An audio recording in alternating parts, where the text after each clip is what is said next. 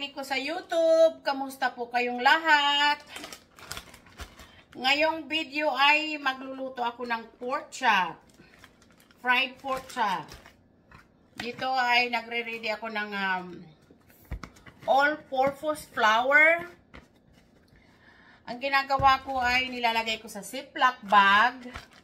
Yan. Para pagka nilagay ko yung aking pork chop ay isi-shake ko na lang siya para hindi magkalat. At ngayon ay mayroon akong tinimplahan na pork chop dito ng isang araw. At kahapon. So, na-marinate ito siya ng magdamag. Para lalong masarap yung ating pork chop. Ang nilagay ko dito ay paprika, black pepper, garlic powder, onion powder, and chicken-nor. Yan ang nilagay ko sa aking pork chop. At nakamarinate na siya, ready to cook. So magre-ready na ako ng aking kawali na lalagyan ko ng peanut oil. So join me guys! Let's go! Ayan guys, mainit na yung aking kawali. Yung mantika ko ay mainit na. Ready na tayong mag-prito ng ating pork chop. Ngayon ay nilalagay ko dito sa ating Ziploc bag na mayroong all-purpose flour. Yan. At pag naglalagay kayo ng purpose flour sa inyong mga piniprito, ay dapat ipinapagpag nyo ng ganyan para hindi masyadong makapal yung kanyang harina. At ilulubog sa matika. Ayan. Kanina, high heat yung aking stove. Pinainit ko lang yung aking mantika, tapos aking nireduce ang kanyang heat. Para hindi masyadong malakas ang apoy. At kung malakas ang apoy ay, ang nangyayari ay nasusunog ang ating harina sa ilalim ng ating kawali. At ang ating niluluto ay hindi masyado naluluto. Ang tawag doon ay fast cooking. And ayaw natin yun. Pwede pa yata kung makalagay ng isa dito sa gilid. Lagyan pa natin. At para hindi masunog ang inyong harina sa ilalim, ayaw nating sunog na harina sa ilalim ng ating kawali. Kasi mamaya pagkatapos kong magluto ng aking pork chop, ay gagawa ako ng gravy. Kasi ang partner nito guys, rice and vegetable. Okay? So ganyan lang. Dapat ay hindi malakas ang apoy ng ating stove.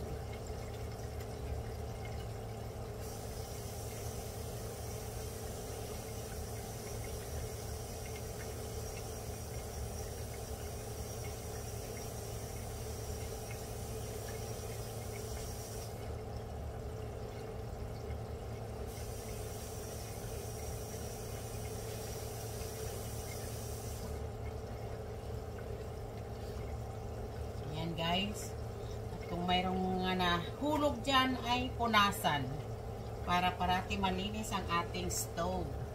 Kailangan ko nang palitan itong plate dito sa ilalim at ay sunog na. Maitim na sila, hindi na magandang tingnan. Kaya kailangan na natin bumili ng bago. Napapalitan naman ito guys itong plato na ito sa ilalim, yung nagsasahod ng mga nahuhulog na pagkain. So maya maya guys, pakita ko sa inyo kung anong itsura ng ating pork chop pag naluto na. At dito guys, mayroon akong mixed vegetable, mayroon akong broccoli, cauliflower, carrots, and bell pepper.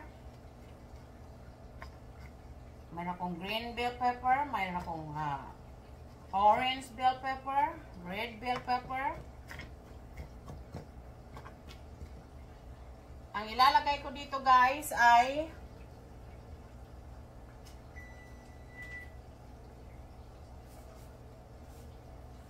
konting asin,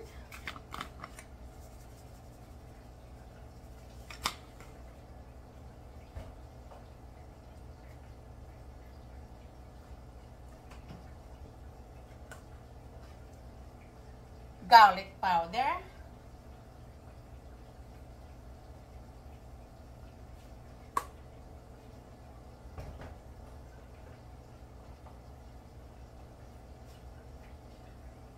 black pepper,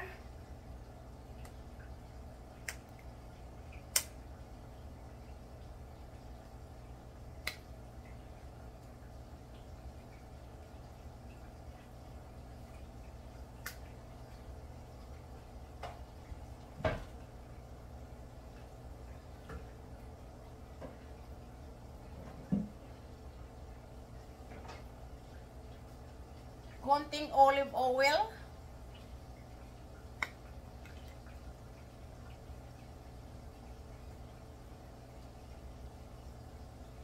wala na naman yung aking buti. Okay na yan. At lalagyan natin ng butter.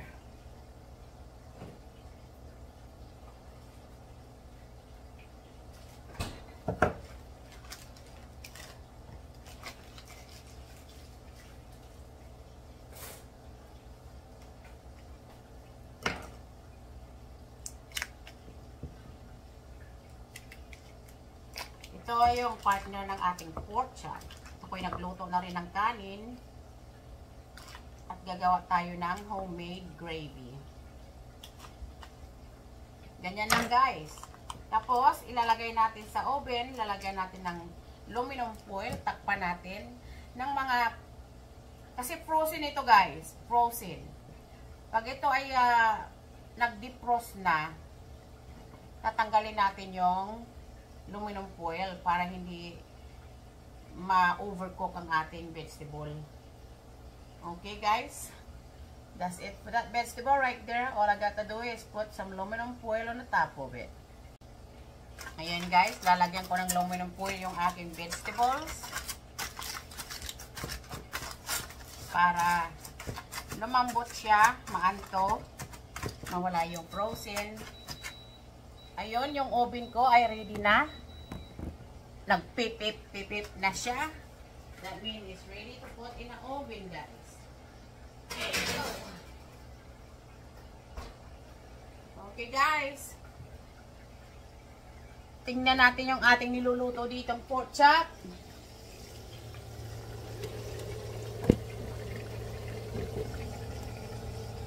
Ayan. Hindi ko muna siya babaliktarin mamaya na. Kasi pag binaliktad mo kaagad-agad yan ay hindi pa siya crunch masyado sa loob.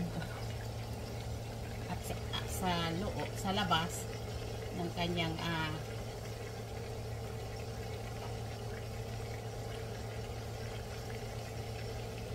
texture ay hindi luto. Ay parang nawawala yung kanyang harina, parang natatanggal, kaya maya-maya na natin baliktarin. Okay guys? Ayan guys, babaliktarin na natin yung ating pork chop. Ayan.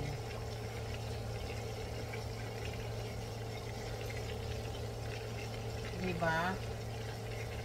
Kasi pagka maaga mo siyang binaliktad, yung harina hindi luto, natatanggal siya sa laman ng iyong pork chop.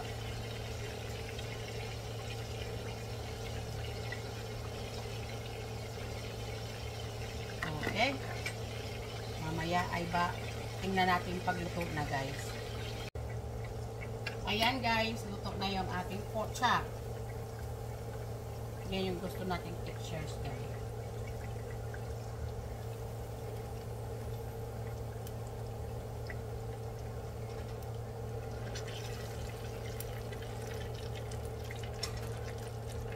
Yan, magkukot ulit tayo ng ating pork chop.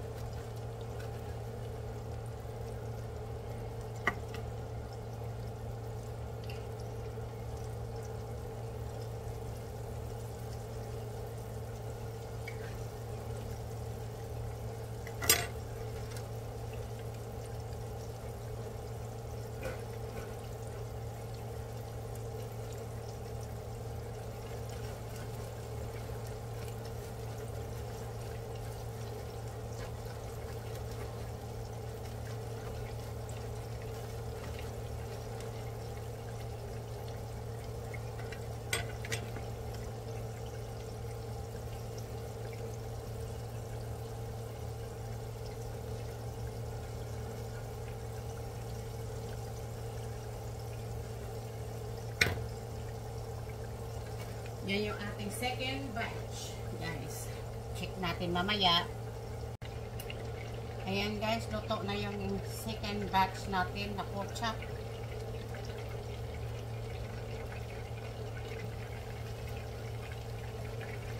Konti pa.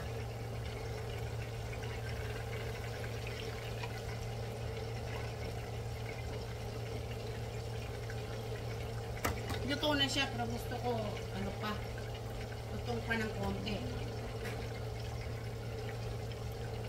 What happened?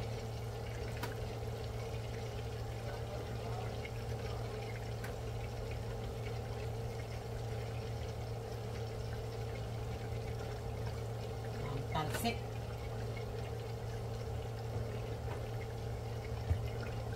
Yan, hahanguin na natin.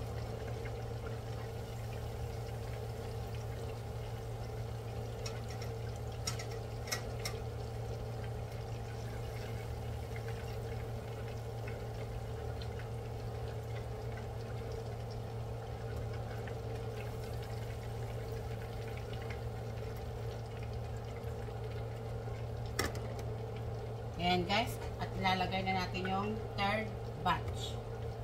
Dalawa na lang yung natira.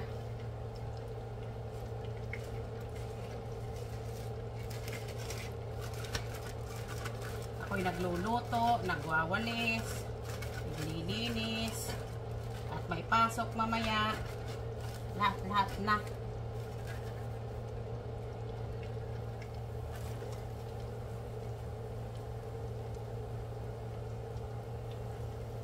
Yan na lang natira guys. So, update natin mamaya.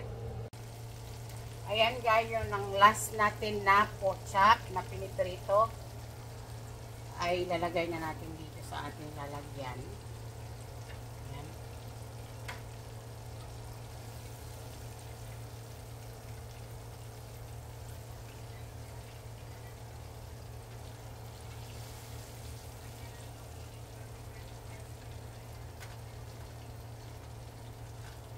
Ayan guys.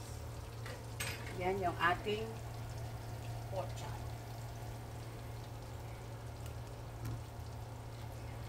Yan. Ito, pinatay ko muna at palalamigin ko. At itong mga ito ay gagawin ko siyang gravy. Palalamigin ko muna at aalisin ko yung kanyang mantika dyan at gagawa tayo ng gravy. Okay guys? Ayan guys, tinanggal ko na yung aking mantika dyan sa aking kawali. Ang natira ay yung harina. Lagyan natin ng tubig, tansya-tansya lang. Ang labas ito guys ay brown gravy. Kaya yung sabi ko ba, huwag lakasan ng apoy para hindi masunog yung ilalim.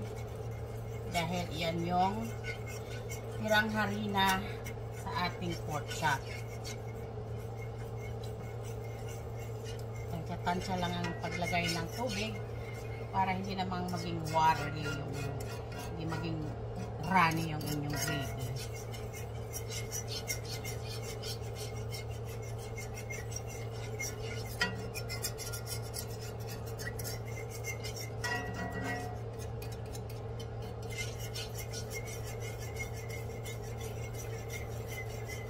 Ayan, tama na yan.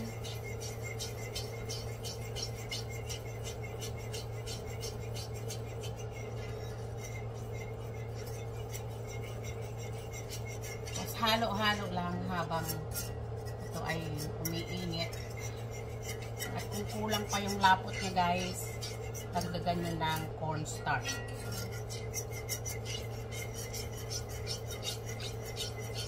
Pero kung tama lang tubig ang nilagay nyo, ay hindi maglalabnaw yan.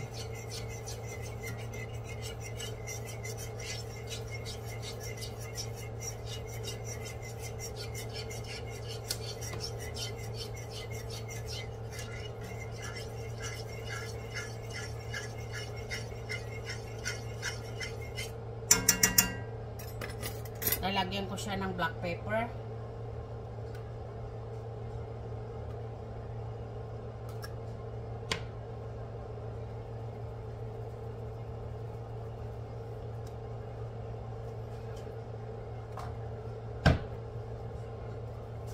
ating chicken-nor. Pampalasa.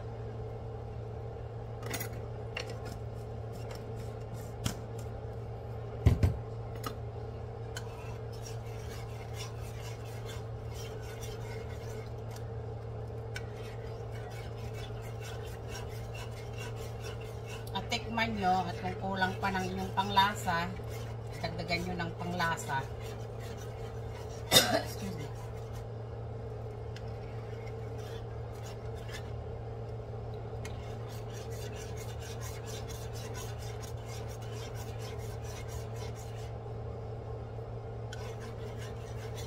Dandahan na lang ang apoy.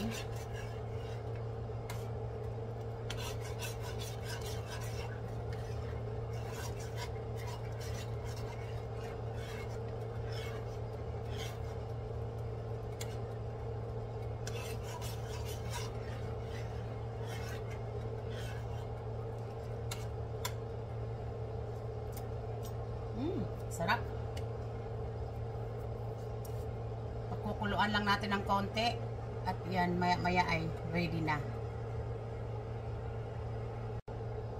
Ayan guys, hindi ako kontento sa kanyang pagkalapot kaya gumawa ako ng konting cornstarch. Unti-unti lang ang paglagay. Ayaw mo namang masobrahan sa lapot.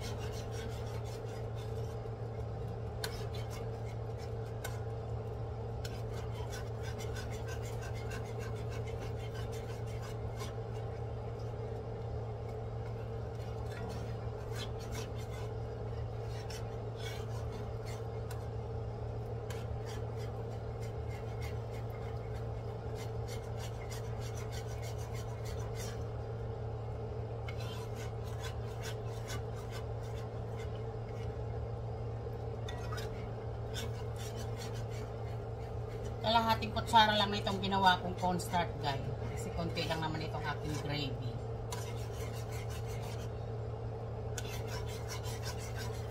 Busin na natin. Ayan o, lumalapot na siya ng konti.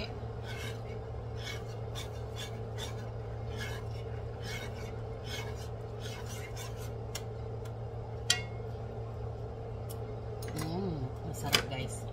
Oh my goodness.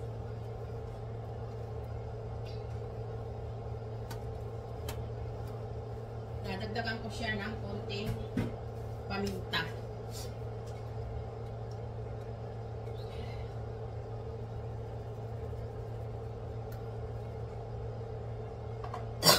At yan ay perfect na.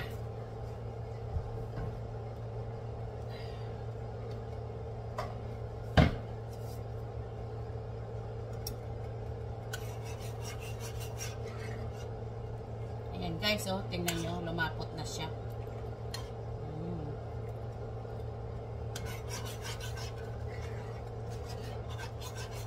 Siguraduhin nyo lang na talagang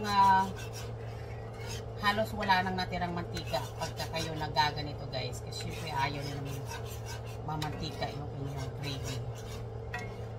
Kasi pagka natira na yung harinang naluto na dyan ay may mantika na yon. Hindi na natin kailangan ng maraming mantika.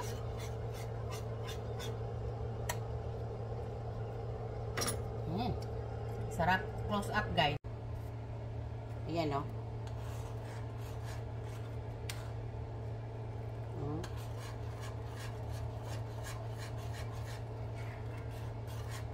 Homemade gravy guys. Homemade gravy.